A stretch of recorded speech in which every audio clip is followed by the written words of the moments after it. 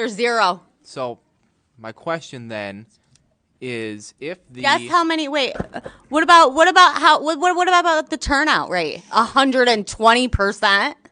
Let's let Representative Johnson ask his question, please. So the poll book number, okay, there's two things that could happen here. Either the poll book number, if ballots were counted multiple times, there's two options. Option number one is that the poll book numbers are not going to match. They don't. The actual. Not by thousands and thousands of votes. That's not what we see right now. Take a look again. Take a look again. Option number two is that they essentially were filling in names of people who didn't vote. Dead people too? So is that? Let's I guess, let is that Representative Johnson ask his question, and then when he's done. I thought that was his answer. Okay. Well, I guess that's my question here is why we're not seeing the poll book off by 30,000 votes. That's not the case. What did you guys do? Take it and do something crazy to it? I'm just saying the numbers are not off by 30,000 votes. So I know what I saying saw. That they're filling in. I know what I names? saw, and I signed something saying that if I'm wrong, I can go to prison. Okay. Did you? Okay, I'm just trying to ask you a legitimate question here. Yeah, let's let Representative Johnson ask his question, and then don't interrupt him, and then if you want to respond to it, that's fine. And did you have more, Representative? Yeah, I guess I just want to keep following back up with the poll book. So are we saying that the poll book is either wildly off or that they are filling in names? It's wildly off, and dead people voted, and illegals voted. Okay. So that's my answer. Going back to the ruling from Judge Kenny, Timothy Kenny, he writes that your description of the events at the TCF Center does not square with any other affidavits. Yeah. He says that there are. My mistake? Excuse me, I'm speaking. Please, Thank you. let's let the representative finish, and then you can answer. He writes that there are no other reports of lost data or tabulating machines that jammed repeatedly every hour during the count. He also writes that neither Republican nor Democratic challengers nor city officials substantiate your version of these events.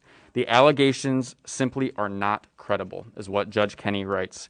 So my question for you is, you're making claims here today that there's systematic fraud in what's going on in our elections. Are the courts also tied up in that fraud? Let me tell you what I did by accident, okay?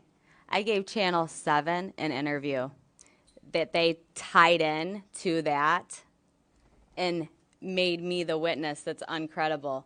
Guess what? There's going to be a couple behind me that are going to say the same thing I just said. And the witness before you was also proven not credible as well by the same judge. Oh, no, she wasn't, because she wasn't even there. Representative Camilleri, let's let her finish, please. The very first time. So I just want to understand, I don't know what exactly all the things that are being talked about there are, but can you tell us what you said today is the truth? Is that correct? Sir, I wrote a written affidavit. Yes, it is 100% true. Okay, and did other people observe this? Absolutely. And behind me, you're going to hear a couple. Okay, and we'll hear from them. And let me just state this. Mm-hmm. I was an IT worker on the stage. I was working with Dominion. I had no poll workers were not allowed on the stage. The data loss, nobody would have heard about that besides me, Samuel, and Nick. Okay? Just like nobody knows that Samuel went to the Chicago warehouse besides me because I worked for Dominion. Why is it that we're not having more people come forward? I mean, it seems like if there was all this widespread fraud that, we'd have dozens and dozens of people. I'll tell you why. Mm-hmm. My life has been destroyed. My life has been completely destroyed because of this. I've lost family. I've lost friends. I've been threatened. My kids have been threatened. I've had to move. I've had to change my phone number. I've had to get rid of social media. Nobody wants to come forward. They're getting threatened.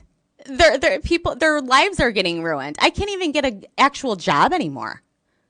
I can't. Because Democrats like to ruin your lives. That's why. Yeah, this right here is why Democrats aren't actually worried about Trump's election theft efforts. This is Melissa Carone, and not only is she a witness at Trump and Giuliani's kangaroo election fraud hearing, she's the star witness. This is the best it gets. This woman. This is like a crazy Trump supporter doing an impression of Kate McKinnon doing an impression of a crazy Trump supporter. Now, this was during the latest of Trump and Giuliani's so-called hearings, this time in Michigan. And bear in mind, the only reason these hearings are necessary is because Trump and his allies can't manage to win in court, and so the only option they have left is to hold these sham hearings where the quote-unquote witnesses can basically say anything they want without worrying about telling the truth. And Melissa Carone is a prime example of that. Consider, for example, her claim that there was 120% turnout in Detroit, as if an actual 120% turnout rate wouldn't have been brought up in a single court case, as if an example of fraud so glaringly, blatantly obvious wouldn't have come before a single judge. According to Detroit's own government website, out of the 504,714 registered voters in the city, 250,138 voted. That's not so much 120% as it is 49.5%. But hey, numbers can be hard.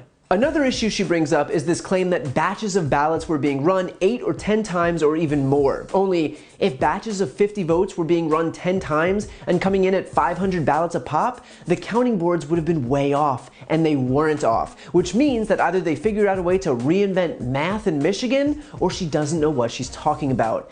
Take all the time you need with this one. And by the way, even the Republican lawmaker here pushes back on this claim, to which Carone says this. Why? We're not seeing the poll book off by 30,000 votes.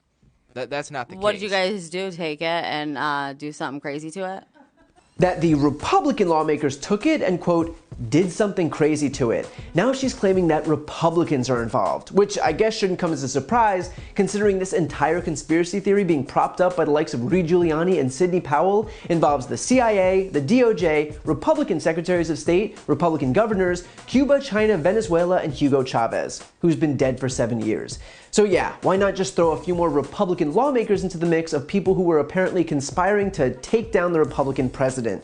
Totally checks out. And by the way, Carone has already tried this whole song and dance in court. And the judge, Timothy Kenny, the Chief Justice of the Third Circuit Court in Wayne County, Michigan, said that her description of the events, quote, does not square with any of the other affidavits, and that, quote, her allegations are simply not credible. And so, of course, she became Rudy Giuliani's star witness. Because he's not trying to win in the court of law, he's only trying to win in the court of public opinion. So he found someone just as discredited as he is and made her the face of this circus. Consider, too, that in this very hearing where she pushes back against allegations that she was discredited, she claims that she had to get rid of social media. And yet somehow, when I typed her name into Facebook, there she was, with not only an active account, but a profile picture of her and Rudy Giuliani. Doesn't exactly look like someone who's shying away from the attention. In other words, she discredited herself in the same hearing where she lashed out over allegations of being discredited. Surprised?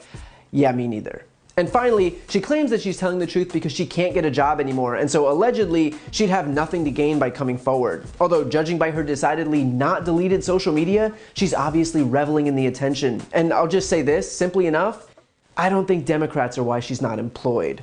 Here's the thing, these Republicans who even agreed to hold this hearing probably did so because they thought there might be some political benefit for them. They might have even thought that there was a chance they'd be able to help overturn the results of the election and keep their guy in office. But the only thing to come out of this hearing were witnesses like Melissa Carone, who made the GOP somehow look like even more of a joke than it did before. They knew there was no fraud, but they humored this sideshow anyway, and now videos like this one are the only thing making the rounds. So great work. Really.